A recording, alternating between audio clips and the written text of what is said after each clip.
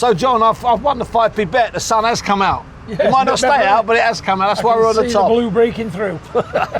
How's the training going, Tom? You been training today? Training's going well. Done a nice 4-mile run this morning. Good. Going to do a bit of strength and weight yesterday. That's it. Do a bit tonight as well. Keep the strength up, and that's it really. Just keep ticking over till you get the nod. That's all you need to do. You know, and I say keep a little bit active all the time. Yeah. Don't just do nothing. You know, keep your hand in it. So what's the latest with the whole Jake Paul scenario craziness, and then Tyrone Woodley getting that tattoo on his finger? I mean, what's your gut feeling? What's the latest? Well, he's just he's very desperate for a rematch, isn't he? He just needs to accept where he went wrong. He had his chance and he didn't do nothing. Like I said all the time, I'll take that fight any time, any place, anywhere. It doesn't matter to me, but you got to be paid what you're worth, and that's what it's about. Yeah. And in all fairness, because of your other life, because of your Love Island life and the people and the way you're moving with those people, you understand what you're worth, don't you, Tom? Yeah, definitely. You know, Jake Paul's come out and said that he's made me famous, all that sort of stuff. Jake Paul never even started mentioning me since 6 months ago, so I don't know where he's getting that from. But he's just what he is, isn't he? So he's just trying to build himself up. I do believe he's clearing the Fury name out, like he's burning the name constantly because it's the biggest name in boxing right now. Yeah.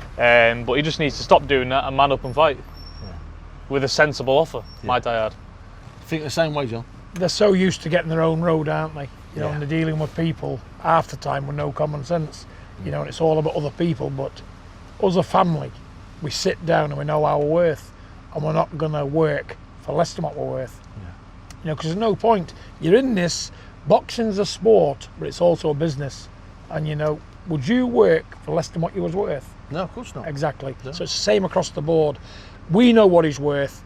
The offer we've put in is acceptable on any format. Sure. He's not outpriced himself. It's relatively underpriced because we want the fight that bad. But we can't do, you can only do what you can do. They can make it and dress it up and make it look like they want, Steve. But the bottom line is we want the fight. You know, what money we've asked for, agree to it, let's get it on, let's get trained, let's get the bloody thing done.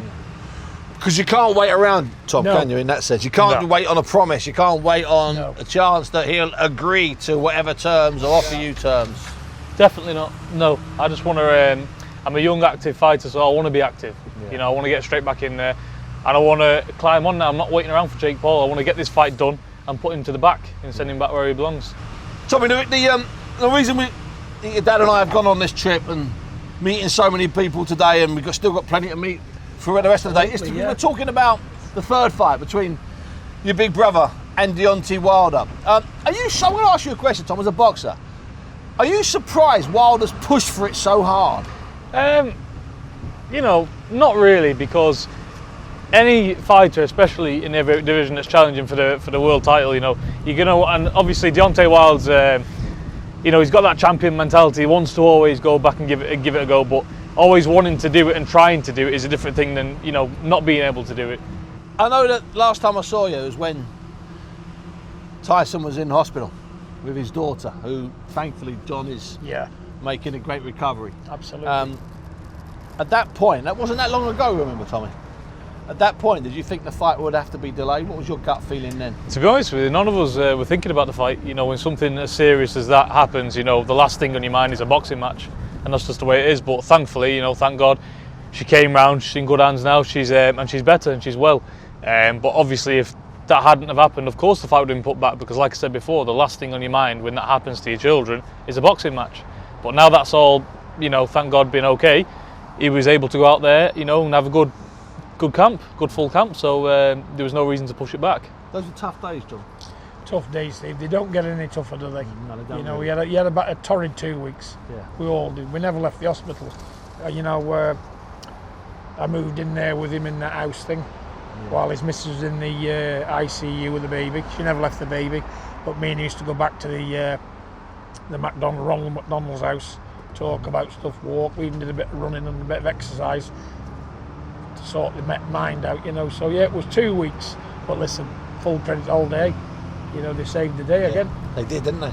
You know, so listen, but look, what's going to be is going to be. You're not going to change it, are you? No, you're not. But because you'd been there, John, all those years ago with him. Same thing, yeah. I mean, that must have been.